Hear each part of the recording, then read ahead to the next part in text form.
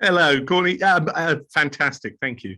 Great. Well, congratulations on the film. Lots of fun. Great. I'm very curious, what were some of the challenges adapting this for both fans of the game and those like me who are sort of unfamiliar with gameplay and also starting anew from the other franchise? Yeah. So yes, it was very challenging. The to start anew was not a problem. That was great. We felt that that was its own world. That was very much Paul and Mila, and they'd created their own universe, had been super successful and had done its arc. And it was a very different thing. It was a shiny sci-fi action world that really wasn't too much about the games. It was about Mila's character. So for me, that was fine. We were going back to the games and we were making something scary and really atmospheric. I wanted people to feel what I felt when I first started playing the games. But yeah, it was a really challenging thing.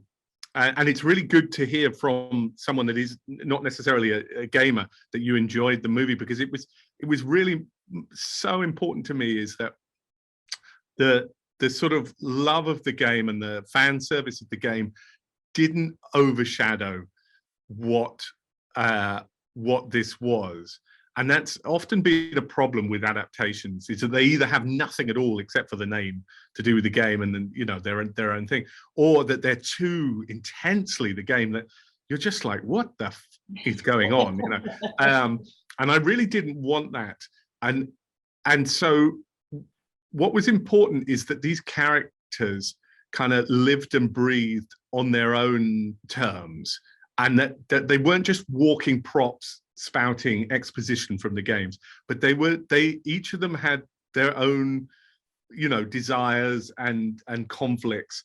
And it was so important that an audience, any audience, could watch and engage in what was happening, that this small town was dying, that it was, this girl was coming back to warn her brother, and it was a narrative about the small town. It was like Deer Hunter was weirdly a big reference for me. It was like you know, it was this movie about this small town that just happened to be within this kind of horror world and elements.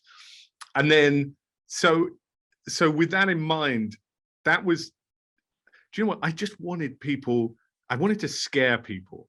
And because I love being scared, and you can't do that unless you're really engaged in your characters. So it's start with the characters and you know, the story, and it has to be something that is something that you don't need to have played 7 games and have a PhD or what, you know, on Resident Evil to understand.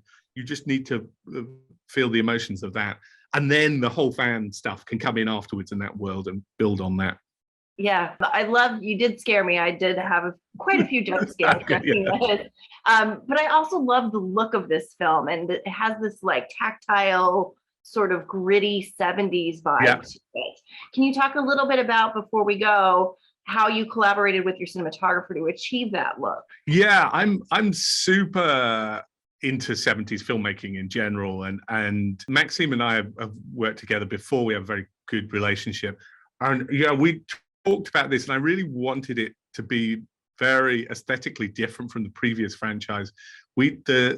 Emotionally, like cinematically, the movies that I was talking about when I was writing it had a lot to do with 70s conspiracy thrillers, and you know, so we were talking in that kind of term. So by the time we came to film it, I really wanted this to be a very precise, not overly edited, like long shots, all very 70s feeling. So it's a lot of shot on old anamorphic zoom lens, and I had no drones, no technocranes. You know, really kept it as much as I could to very old school filmmaking. No like multi cameras unless it was a massive scene, and then you know, with the lighting, really embraced that kind of sort of almost at times we would go in slightly into Italian horror with like dark and creepy, but with punches of color and bright reds, and yeah, it had a really retro feel to it that really has worked well. It fit what I felt the town would be like. It felt, although we were setting everything in 1998, when I wanted to resist the temptation to make everything be from 1998. I wanted, when Claire came back, to be like when you go to your grandmother's house and everything's from 2030. It's a timeless kind of like, it's not been done in decades, anything. So the whole town, I wanted to feel like it could be 98, but it also could be like 72 or whatever. It just had like a sort of dated, dying feel, and I wanted the sort of cinematography to kind of reflect that. Well, it was great. It was perfect. And just before we go, I have to tell you that my favorite scene in the whole movie is the guy on fire walking great to Jennifer Page's crush. I was cackling. I'm so glad. Yeah, that was great. It's a tough scene to get right, but yeah, I knew from the start, I knew straight away that was going to be Crush playing in his headphones. I don't know why I knew that, but I knew it was going to be Crush.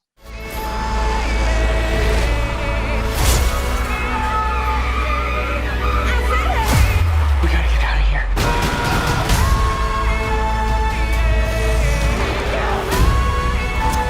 We're gonna take Umbrella down.